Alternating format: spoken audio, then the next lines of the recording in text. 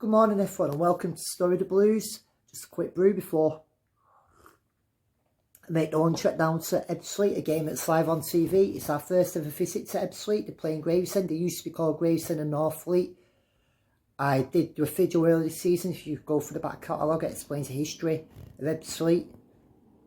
We go there on the back of last week's disappointing 1-0 home loss to Woking. But a win today will make it 6 away games where we've won on the bounce, and away form is encouraging. It's a new ground for most of our fans unless you happen to live in the area or have done a spot of ground hopping. So it's our first ever visit there. We had played them earlier this season and they beat us 4-1. Ebbsfleet have just got rid of their manager, so it's one of these where I say expect the unexpected. We've had a flurry of transfer activity this week, which has seen a few departures, and obviously another player in Joe Garner come in. I'm looking forward to this. So it was a last minute decision to be able to go, but it will be my last away game now until either Halifax or Aldershot. The game is live on TNT Sports, so let's hope we don't put a disappointing show on for the cameras, but again we need to get back to winning ways. Obviously there was 2 games in midweek which both ended draws, which means we still remain in 4th place in the playoffs, but at kick-off time we could be further down in the table. But I wouldn't worry too much about that. Obviously, there's train strikes on. They said the game's on TV, so we've only sold just over 100. I think it's 110 tickets, which is a bit disappointing. But at the same time, I can understand why. Where people were saying in this league, new grounds were novelty. For some people, the appeal's just gone off. Again, it is on TV. It's a very long journey, and we won't be getting back probably till the early hours. So I'm hoping that traffic is kind to us today. For some reason, my Samsung phone's deleted a lot of material I've stored, but the history of Ebbsfleet goes back to them being originally 2 clubs, Gravesend and Northfleet. They merged, renamed themselves Ebbsfleet. They were part of the My Football Club takeover. So for those that don't know it, here is a video what I shared a few months ago explaining the story behind it. So a bit about Ebbsfleet United Football Club. They're nicknamed the Fleet. They were formed 77 years ago with Gravesend and Northfleet. They play at Stonebridge Road, which is in Northfleet, at a ground that holds 4,769. Some of it's standing, some of it's seated. The chairman's Dr. Abdullah Al-Haramaldi. Obviously, this is the first season back in the National League, having won promotion from the National League South last year where they won it. The club was originally 2 teams, Gravesend United and Northfleet United, and they were known as Gravesend and Northfleet up until 2007. Now they were bought by a group called My Football Club. If I remember rightly what these were, they were basically fans who all bought shares through online and got to vote on transfers, ticket prices, etc. Unfortunately, didn't really last that long, to be fair. But a bit more about it, obviously. Yes, they're coming on the 13th of November 2007. Each member paid £35. I think my younger brother actually paid. I think they came to a total of 700 and odd thousand, so it was quite a bit of money. And then Liam Desch was appointed manager. And it went up until January 2008. In 2008, Ebbsfleet won their only FA trophy where they beat Torquay at Wembley, and they also went on to win a Kent Senior Cup final that year against Grey Wanderers. A lot of the membership, though, with my numbers dipped as people didn't renew the membership, and by account the numbers just rapidly dropped from 32,000 to literally 9,000 members. So it shows just how basically. So I'm going to read this off the Wikipedia page. It's about the My Football Club takeover. So on the 13th of November 2007, the My Football Club bought a deal to take over Ebbsfleet. Now, what this My Football Club did was basically invited fans, didn't have to support Ebbsfleet, or it was called the Gravesend back then, to pay £35 to become a shareholder. And obviously, in exchange for buying that, fans got to vote on certain things within the club, such as ticket prices. And it seemed as what you call rare, because it had never been done in this country before. And yeah, it's between the 16th and the 23rd of January 2008, they were given a choice to vote on like whether to take over, whether to allow Liam Dyche to carry on with his plans for the January transfer window. And they got an overwhelming vote that said yes. And in that time, they saw some success. Ebbsfleet United won the FA Trophy, beating Torquay 1-0 in the final in front of 40,000 fans. Whether they were all Ebbsfleet fans, whether they were my takeover, my football club takeover, I'm not sure. But red flags appeared after 1 year of ownership. The majority of the MFC members that failed to renew the membership were dropping, numbers dropping from 32,000 at the time of takeover to 9,000 on 2000 by 2009. And they always said the minimum required was 15,000. So again, it shows how these things may sound at the time popular and hot off the press, but once the reality kicks in, interest can just... And the team did remain in the football conference until they relegated to the Conference South, as it was then in 2009-10. So Ebbsfleet's honours include, they were Southern League champions 1957-58. They were champions of Southern League again in 1974-75, 1993-94. They were National League champions last year, and they were playoff winners in both 2011 and 2017. They were Ishman League champions in 2001 and 2002. I've already mentioned the referee trophy winners 2007-08, Southern League Cup winners 1978. They've also won numerous Kent Senior Cup trophies and were Kent Floodlight Cup winners in 1969-70. So we've seen a couple of departures this week. The first one, which surprised a few people, is Joe Nuttall joining League One Cheltenham. Now, Nuttall never aired feathers with us. He was chased a while by Unsworth. A couple of good games he had. Dagenham at home last year, Wealdstone away, York at home this year, Chesterfield away. I don't think it was that bad. But in the day, we never got the sort of player we were expecting from him. Whether or not he was lazy, some people said whether it was an attitude problem, whether it's arrogance. To me, they looked like there was a player in there, and now he has an opportunity to perform at high level. There was talk that Fylde would come in for him. Nick must think he's better than this level. So we'll see ourselves. Cheltenham themselves are in a massive relegation battle. So whether he can turn it on for him, we don't know. The good news will be if he does well at Cheltenham, it will be easier to get shift off the books in the summer. Again, no bad feeling from me, but it's one of those. He was one of those which will go down as a disappointing signing under Unsworth. Kurt Willoughby's joined Ayr United on loan, and it's a funny one because I remember Oldham played Falkirk when Dickoff was in charge in a friendly at Northwich Victoria, and Falkirk won. Now, people knock Scottish football, but I've seen some improvement. Now, I look at Scottish football this way. The Old Firm are probably mid-table Premier League clubs. Then like your Hearts, your Burnians, then I'll probably say mid-side Championship teams, and the rest of the SPL are League One sides. So obviously Ayr in the Scottish Championship, and I'd put them more equivalent of League Two, but they're not having a bad season. Now, whether or not, again, I heard rumours that, again, local clubs coming from Gateshead have been looking at him and he didn't want to go. So I'm a bit surprised he's gone up to Scotland, but it's a chance for him to rebuild his confidence because he did score a lot for Chester. A few Chester fans said he was just tapping his right place at the right time. I say it doesn't matter. Every goal counts, and sometimes you need that sort of play, that goal snatcher. But he's clearly struggled at Oldham. He's not been able to cement a place in the team. So this gives him a chance now to give himself a bit of reboot, fresh surroundings. And Dickinson is Sean Hartwell. Now, Dickinson is the one that surprised me because obviously he's been involved in the first team a lot. He got injured at Oldham in the FA Cup. Again, he looked a good player. There was times where he scored some good goals, but there was other times when off the ball he looked slow, bit lacked urgency, a bit lazy at times. But on his day, he was a player who could make things happen. So we knew he was injured. I had no idea he was out of favour. None of the in-the-know lads on social media said anything.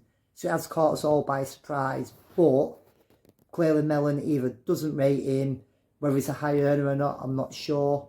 So he's going to Hartlepool. Obviously, we've played Hartlepool twice this season already, so it shouldn't have an impact on us. Hopefully, he'll raise his game against other teams who are challenging for the playoffs. And again, nothing against him. A lot of Carlisle fans spoke highly of him. I'm good mates with some Carlisle fans. We'll see what he can do there. But you've got to back the manager.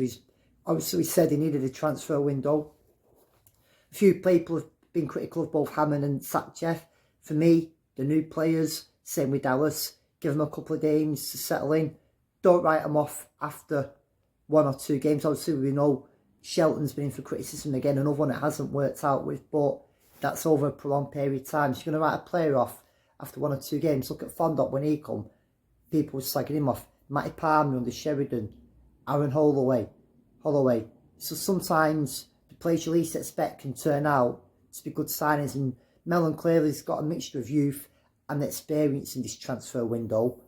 And he's seen something in this lad. So let's hope today's the start where we kick on again. I still think we can challenge for 2nd and 3rd place. Probably 3rd place rather than 2nd. But it's a league, it's brutal this league. It's dog eat dog. I've said it many times before. Anyone can beat anyone on the day. So let's go right hand. Ebbsfleet are currently in 21st position on 30 points to occupy the final relegation spot. What goes against them is the teams above them, the teams around them, all have games in hand on them. Obviously, they've got goals in ex-Oldham striker Dominic Polian. Obviously, they don't want to get relegated again. They'll be looking to stay up. As I said last year, they ran away with the National League South, but they haven't really. I've been disappointed with them. I did think that of the teams that come up last season, they'd be the stronger ones. But again, it shows how tight this league is. Although the 4th and bottom, you're actually only 15 points behind us at the moment. Again, they've been a bit hit and miss with the form. They lost last week to Oxford. Before that, they beat Maidenhead away. So again, we need to really take the game to them today. With the attacking power now, with Garner who comes in. And again, he's a striker with experience. When he played for Preston, I used to think, I'd love to have this lad. Yeah, he's had a few injuries. But at this level, he should be able to find the net. Obviously, another good thing is, there was talk of Norwood going. There was rumours Mansfield looking at him.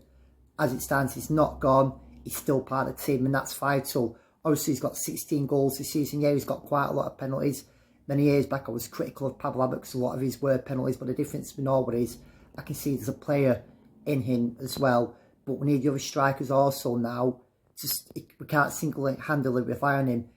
Obviously, we've had suspensions. I think he's 1 match away from a booking, which is why the other players now need to look up and think, right, we need goals.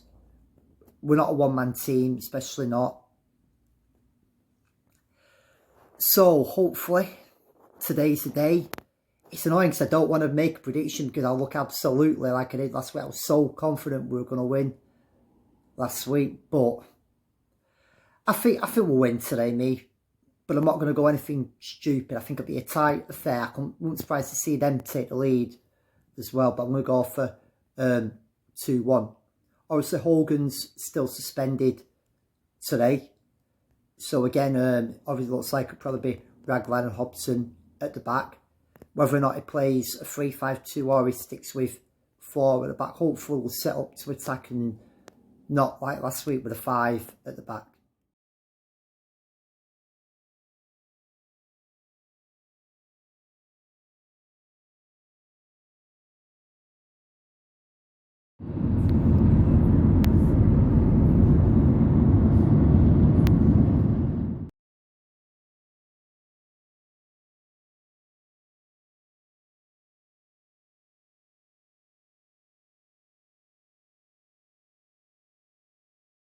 Arrived in Ebbsfleet, about a 15-minute walk away from the ground. Obviously, games have kicked off and we were in Old Bromley 0-in, so it's even more reason to win today, to go out and not sitting back, just put it out there, get the win, get the job done. I'll take any sort of win, it doesn't bother me, but hopefully Mellon's installed more confidence that the importance of today. If we're going to get to 3rd place, we can't afford any more slip-ups anyway. Sounds like it's a bit of a following coming down. If there's more than 200, I'll be impressed. Come on, Oldham. Let's get the job done. Oh, this place is quite grim. Simon, what's your prediction for today? Prediction for today, Thomas, is Ebbsfleet 0, Oldham Athletic 3. Brilliant. Mark, a long-time follower of England. What's your prediction for today, Mark? Hi Tom, yeah, I think we'll win 2-1. I think it'll be a tough game. I think we've been getting away wins. We've not been looking particularly impressive in them, but yeah, we'll 2-1. Brilliant. Adam, what's your prediction for today? I reckon we're going to win 2-1 today. Tight game, I reckon. Brilliant. Dave, can we have a prediction off you for today's game? 3-1 to Oldham. Brilliant, thank you. Payback time for when they beat us 4-1. Nice one. So here's the Thames, you see all the industrial port along here. They call it green, but this is like a big industry still around there. Floodlights are on now for this televised game between Ebbsfleet and Oldham. Looks about decent little ground for this level from the outside.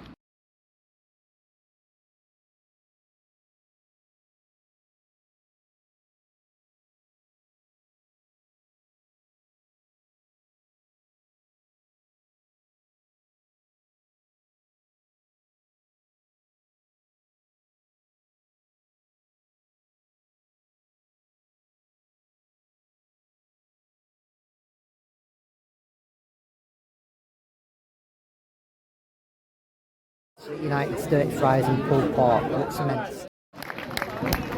Come on, Oldham! Fucks it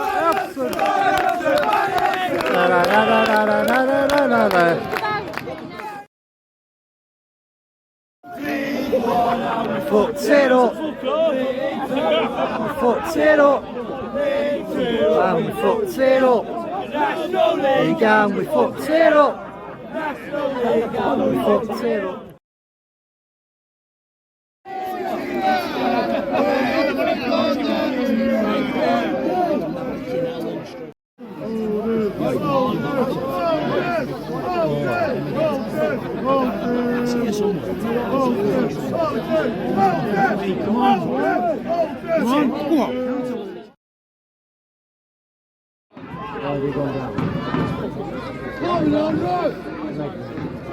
Come on. Yeah, no. Oh.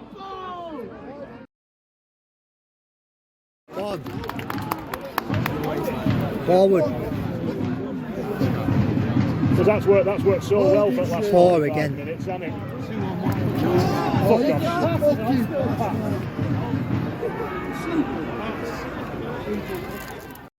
Bad first half, it was poor there, looking more dangerous coming at us. The field, there's nothing there.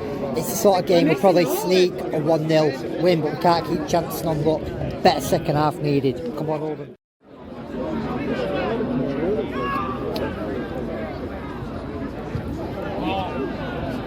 Come on. Win it. Yeah.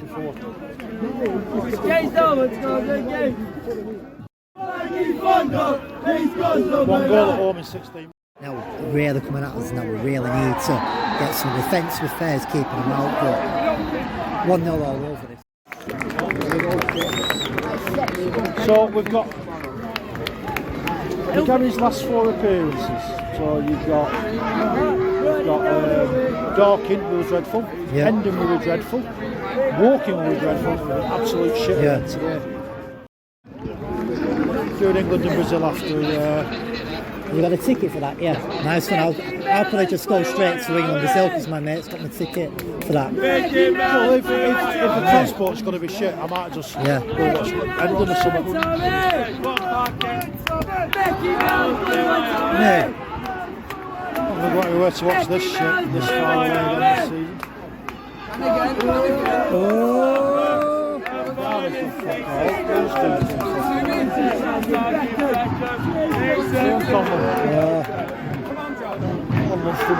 Do something, justifies it. Get it in. Why just give it back, move inside with it! Into the final minutes, come on lads, let's just pull something out of nothing. Don't freaking concede. Come on, fun up.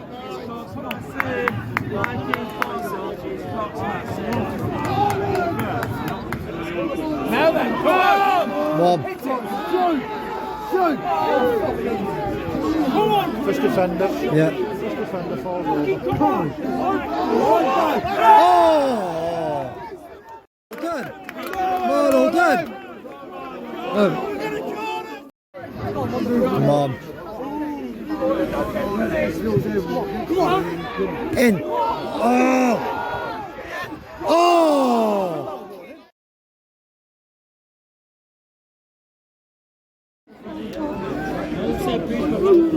Come on.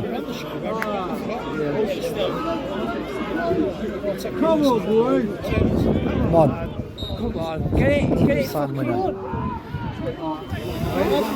Oh, shit.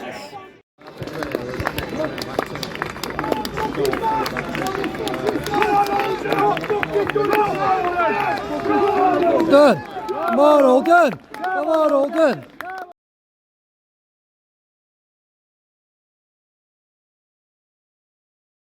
But this fella enjoyed the game, didn't you, more than we did?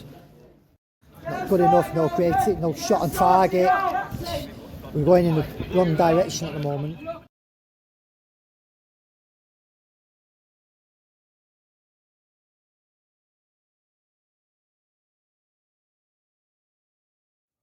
What a disappointing performance that was. It was shite. Don't get me wrong, the first 10-15 minutes we opened up well, but then we just let Ebbsfleet come at us. They were constantly attacking us. They looked more like scoring. And the fact we've gone to Ebbsfleet, who before the game were 4th from bottom, set up for a draw, isn't signs for a team looking to make or even win the playoffs. Don't get me wrong, Ebbsfleet, where they are for a reason. I know they changed the manager, but if I were Ebbsfleet fan, I'd be disappointed with that because they probably could have won it. It says that, it was one of our ex-players, CC, who bossed their midfield.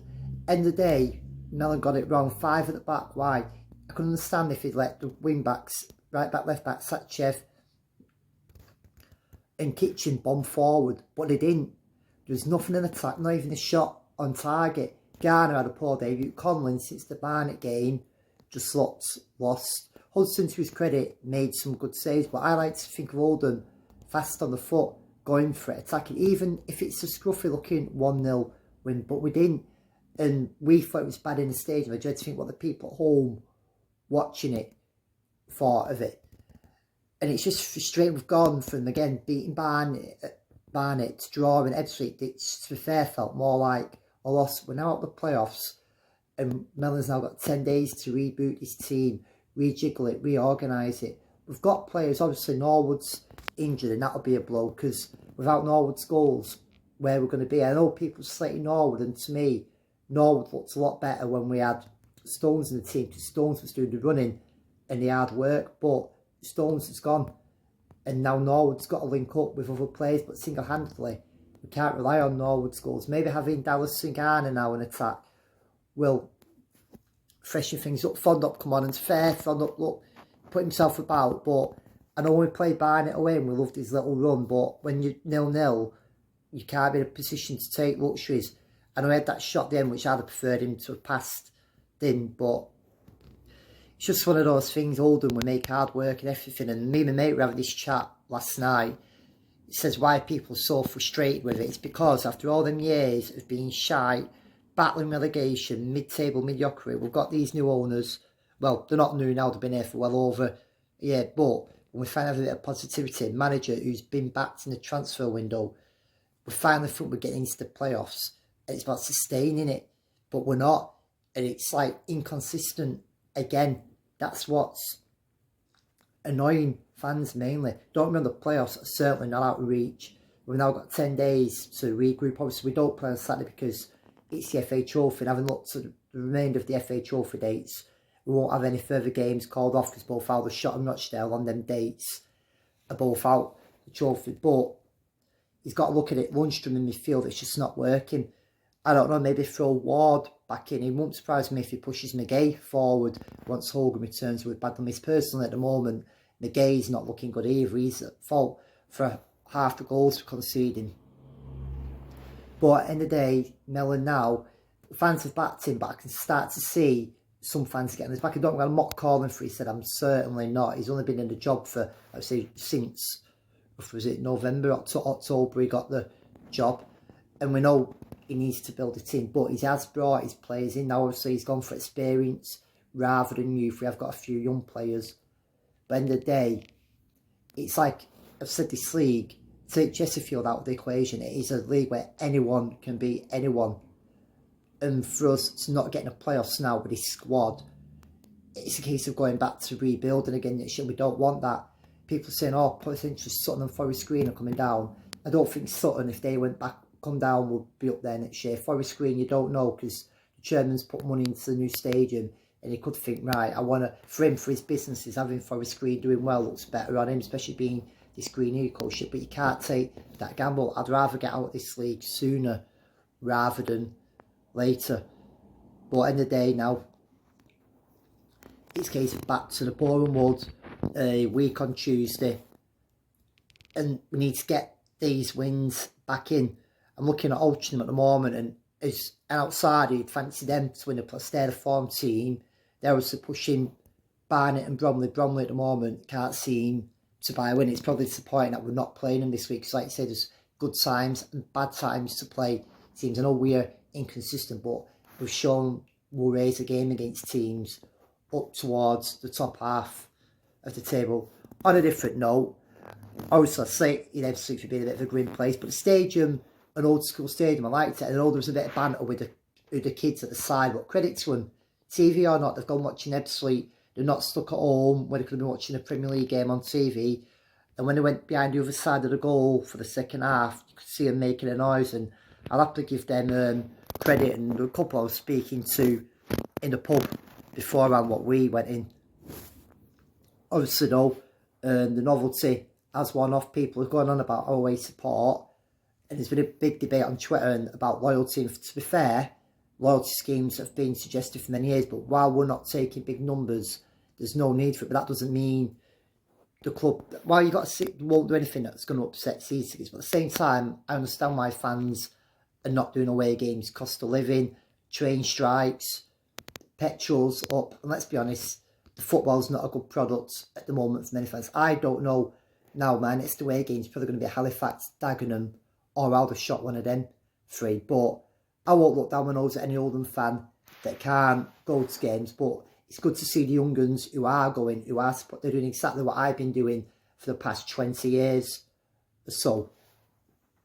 And it is important we look after them. But as Swan summed up, if we can't afford to put a coach on for away games, what's the need for a loyalty scheme? But I'm one of these, if other than that mess up with Rochdale, if you're the fan who goes to away games week in, week out, there'll always be someone who'll look after you. Obviously, when we had Stones, he was that little bit of a spark, that creativity, something with that throughout the season. Maybe it's time to bring Reid back in also, possibly. I was surprised Walker was dropped, because Walker's someone who's offered a bit of pace, and the worry is if he doesn't get game time, Blackburn will simply recall him. The fact he was on loan at Morecambe early this season playing regular football.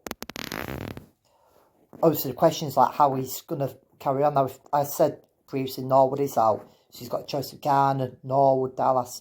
Does he just try 4-3-3 with two of the strikers out wide? Does he play two with Fondop and Garner up front with Dallas just behind? There's plenty of options to explore, but end of the day, we need the goals. We need them to start coming in.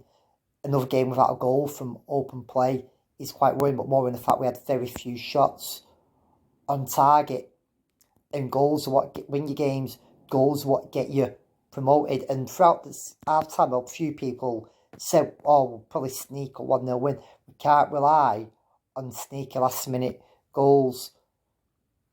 That's not... Yeah, you do need some luck in this division because it's brutal, but we need to make our own look, and we need to be out there fighting, battling for the wins, not just strolling about. Now, had that been, again, I'll say Bromley as an example, I could have understood us maybe being a bit cautious. And yeah, it was an old school ground. At the end of the day, it's a football pitch in which it's played on. I know there's some grass ones and those artificial ones, but these players now know what to expect from this league. And let's not kid ourselves. It was harder like the Den or the Old Indian Park. It wasn't an intimidating atmosphere. It was a chance from on TV to show what they've got. Now, Mellon's had this big boost. And right, maybe it was with the help of having a player like Stones in the team. He was that missing Lincoln. Maybe when he gets fit, you never know, just maybe towards the end of the season, we can maybe try and get him back on loan. But in the day, he's gone and we have to move on with what we've got now. Obviously, there's plenty of league games. I've something I read today is Chesterfield could go up if they win the next 8 games. Thankfully, we're game number 9, but I think they'll do it before then myself. Just be the irony if they came to Boundary Park and did it, because it would be the sort of game we would probably raise our matches. But we just need to look at every game now, take it game by game, not dismiss, not underestimate an opponent. I know some may think I've put Ebbsfleet down, and don't get me wrong, I'm not doing this division for a reason. I don't like using this word like tin pot. My more frustration is where they are on the table and where we are. The table doesn't lie. Obviously, I noticed they brought Jordan Ibby on for the last few minutes. A lad who years ago was at Liverpool, Watford. I know he's had mental health issues. It's good to see him back on the pitch, but thankfully we didn't give him that glorified moment. And again, when they had the ball, they looked more like the team that was going to sneak a win. Thankfully, Hudson kept us in it, and to be fair, Hudson's become a bit of an unsung hero. She's not always got the credit where other players have throughout the season. And cheers to everyone who sent me this image of me caught on TV by TNT the other day. Thank you, TNT. Yeah, just a football fan, living a moment, and as we do a bit of banter with the away ends, and it's whatever makes a change for me being caught with having my phone out, doesn't it? But that's part of football. And that's it for this week's Story of the Blues. Not much more really to say. There's no game this week. There's been no flog. I'm off to see our friends in Frankfurt, but there'll be just no flogs or nothing from that, because it's just a break for me, a chance to see my mates, enjoy a bit of German football. I'm out there for my birthday, belated 40th. A few Oldham fans coming over with me. I'm going to share a few videos this week, because I think I said it in the last video. Got a bit of a new app now, so I've been able to download a couple of videos from over the years watching Latics, starting on Wednesday with an ex-Latics legend on his return to Boundary Park. So that's one to keep you out. So in the meantime, enjoy yourselves, stay safe, keep the faith. I'm Tommy Oldham. See you on the terraces.